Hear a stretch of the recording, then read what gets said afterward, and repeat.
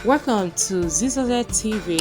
Kindly subscribe, share, and like for latest updates and news.